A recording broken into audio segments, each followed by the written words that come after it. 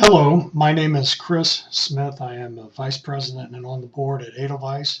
Purpose of this video is to train you in how to access Active Collab, which is deployed for Edelweiss to speed communications, and how to get things done within the collab. As such, I'm going to go ahead and start. First thing I want to point out is over here we have the main link, which is cscollab.com/AC5. You can remove the login. It's going to work fine there as well. What you typically do if you're in Chrome is come up and click on the star up here at the end of the URL bar, then click Done. Then if you go up to the little pie stack here, the navigation, you go down to bookmarks and there should be one right there. If you grab that and carry it up to your bar, it will store that within your link bar at the top. So the next thing I want to talk about is logging in. So once you get here, sometimes it will take you directly in, sometimes you may need to log out based upon your caching. I'm going to go ahead and log into my account. You may want to click Remember Me so it doesn't ask you that every time, and then log in. Once you're logged in, depending upon what access level you have, you may or may not have all of these things in the navigation on the left. There is a Projects section. If you click on that, my guess is you probably already have active projects shown here once you log in as the default, but if not, click on Projects. Now I have some things that I'm working on for my company, but if you are added to numerous projects, you will have different projects listed in the Active Projects section. If you are just on the Denim & Diamonds or just in the general Edelweiss folder or in the fundraising folder, you'll have access to those. So next thing you do is click on the project. Now, if you have multiple, you can click the star and move it up to your starred project so it's always at the top. So left click one time. All right, now we're into the Denim & Diamonds project. Within that Denim & Diamonds project, there are multiple items across the top that you can deal with. Now, you can create a task. You can create a task for yourself. You can create a task for other people if you know that there's some things that some other folks need to be working on. So I'm going to go ahead while I'm in task. I'm going to say, let's add a task. Actually, that's probably not the best place to do it. So we'll add a task here. And we'll just, let's say call the center, right? And then put a description in here. One of the things you can do, you can upload files here if you so choose, or you can put the files in the file section. Those will be dated by the date they're uploaded, so it's one option. Reference those in this body.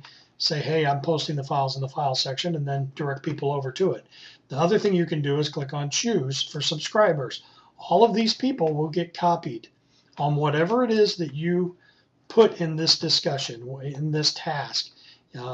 So if you say, I want Connie Smith, I want Tony, and I want Beth Ann to get copied on this, you just check those boxes. But before you hit Add Task, come over here, and there's no specific default for the task. In this one, just leave it alone. You can assign people to it here, or you can assign them here. You can set a due date. Hey, I need this done by Friday. Okay, simple click. There's labels. This is a new task. It's confirmed. It's duplicate. It's already assigned. There's all kinds of things you can do there. And then you can set a time estimate if you want. How much time you think it should take to get that done. And then you can set it as high priority if you wish. Once you get that done, then you hit Add Task, and that becomes a task in this window. All right, so right now there's a scheduled next meeting that is set, and it is set for 8/2. It is showing that this is an overdue task. So probably need to check into that, whoever's responsible. Next thing I was going to show you is a discussion. Now, my wife Connie's been using this extensively of late. I don't know that she has the confidence in it yet, but she's gaining it. We have proposal for Blue Falls. She put a description in there, and then she referenced it over to the file section. So the proposal from Blue Falls is over here in this section. If you want to view that, you click this and hit download. It's a PDF, and it should download without issue. So here's all the discussions. There are little balloons here that tell you the green ones mean you've not looked at those yet. The gray ones mean that they have been looked at. Now there's some numbers in here as well. That tells you the number of comments that have, bantered back and forth amongst those that are on that discussion. Next is the file section. This is a section where you can upload a lot of pictures in reference to things. My wife Connie had went and looked at a center as a possible Denim and Diamonds location. She uploaded those pictures on August 1st. So the next day, on August 2nd, she uploaded the proposal that she received back from this center. So that's how the file section works. If you want to upload a file, you click Upload Files, select the file, and then hit Upload, and it'll take it right up there. Next is a Notes section.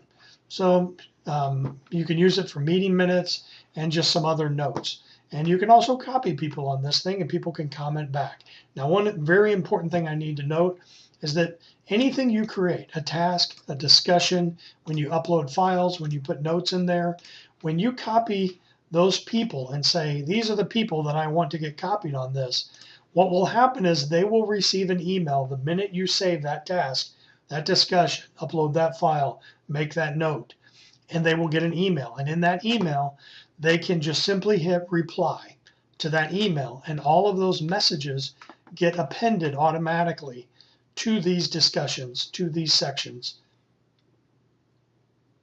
The last thing would be the Activity tab. And in the Activity tab, it just keeps track by date of who's doing what and when they did it. So the goal of this is for people to become a little more proficient at communications, holding people accountable for things that they're going to do and say they're going to do, and hopefully speed up the process and make it less difficult to keep track of tasks and responsibilities.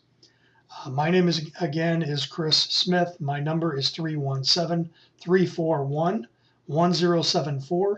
If you would review this video, review it a couple times if necessary. And if you still have any questions, give me a call. I'm here and willing to help. Thank you.